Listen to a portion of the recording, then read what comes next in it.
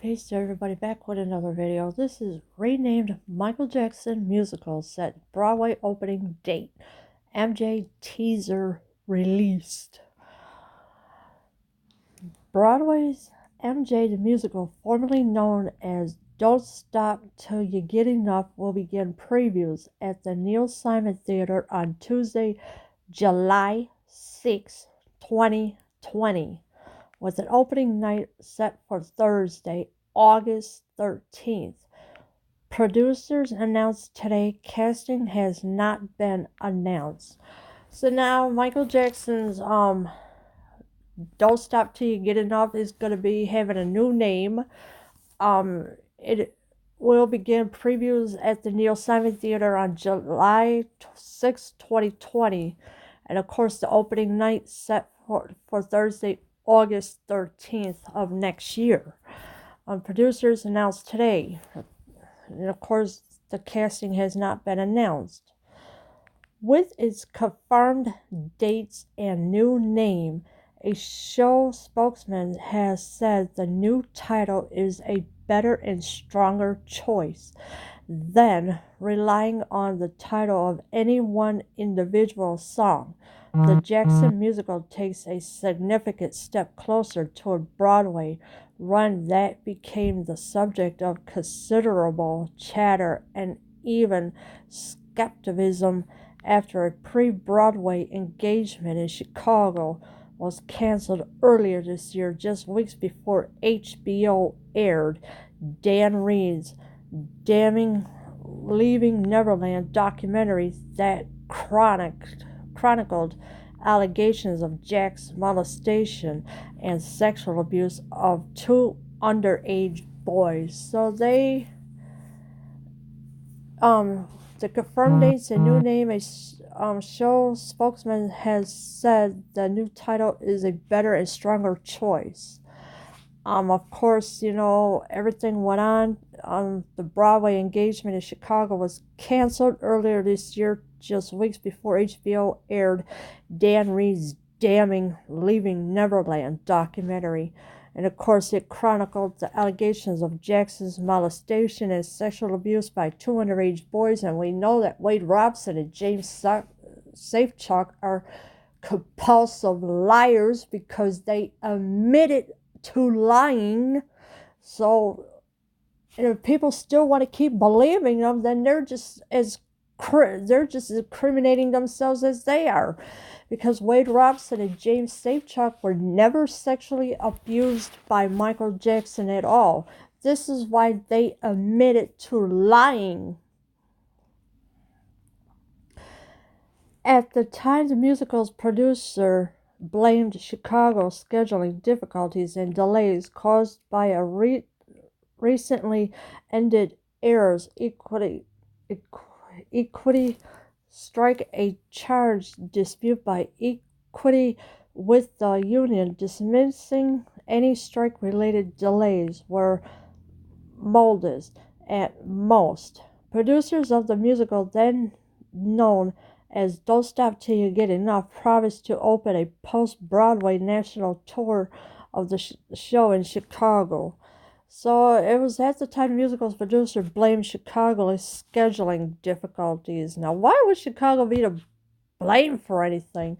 Wouldn't it be up to the vendors to schedule the dates? But why would you want to blame Chicago for their scheduling difficulties and delays? And if they said it's caused by a recently ended actors, then, something's definitely not right with them. And of course, producers of the musical, then known as Don't Stop Till You Get Enough, promised to open a post-Broadway national tour of the show in Chicago. The new musical will feature a book by two-time Pulitzer Prize winner Lynn Nottage and a score made up of many of Jackson's hit songs. Tony Award winner Christopher Wheeldon will direct and choreograph.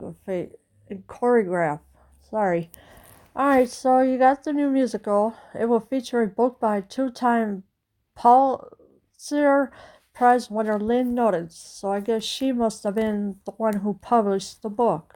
And he scored made up of many of Jackson's hit songs. The Tony Award winner Christopher Wheeldon will direct and choreograph the show. MJ is currently in development at studios in New York City. Tickets go on sale January 15th. So if you're thinking about buying a ticket to this, you may want to wait till January 15th.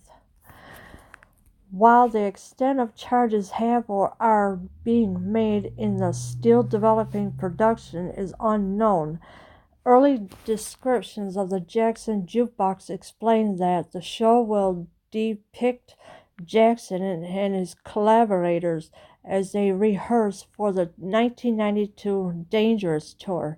The musical is not expected to focus on Jackson's personal life, though back when the now titled MJ was set for a pre-Broadway run in Chicago, Director Wheeldon told the Chicago Tribune that the musical is intended to be a portrait of the artist, a man of contradictions that contained so many beauty.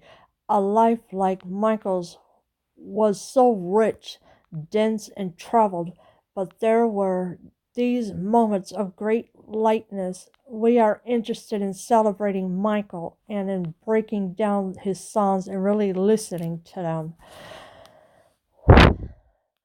So they have all these collaborators, all right. Of course, the show will depict Jackson and his collaborators as they rehearse the 1992 Dangerous Tour. So this is what they're going to be rehearsing.